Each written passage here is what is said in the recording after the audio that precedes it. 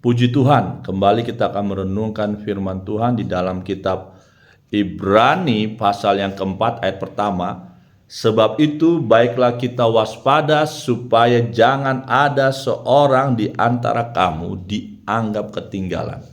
Sekalipun janji akan masuk ke dalam perhentiannya masih berlaku.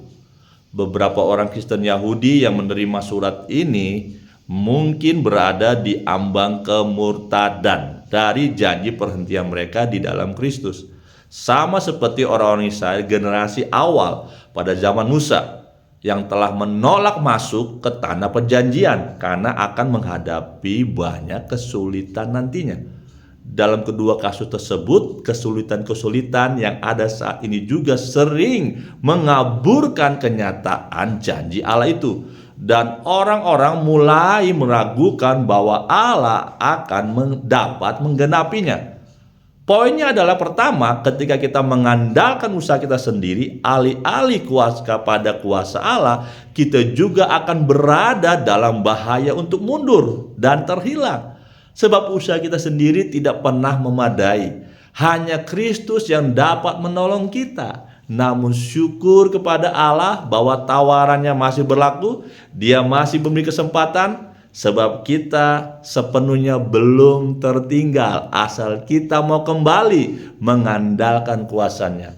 Yang kedua, bangsa Israel pada zaman Musa menggambarkan masalah yang dihadapi banyak orang yang memenuhi gereja-gereja kita saat ini. Mereka tahu banyak tentang kekristenan dan Kristus, tapi mereka tidak mengenal Kristus secara pribadi. Mereka belum menggabungkan pengetahuan mereka dengan iman. Jadi biarkan kabar baik Kristus menyentuh hidup Anda. Percayalah kepadanya, lalu bertindaklah berdasarkan apa yang Anda imani dan ketahui. Percayalah kepadanya dan lakukan apa yang Dia katakan. Yang ketiga, jauh dari komunitas. Dalam 3 ayat pertama tentang masuk ke dalam perhentian, penulis menggunakan beberapa kata ganti yang menyiratkan kebersamaan. Kita, mereka.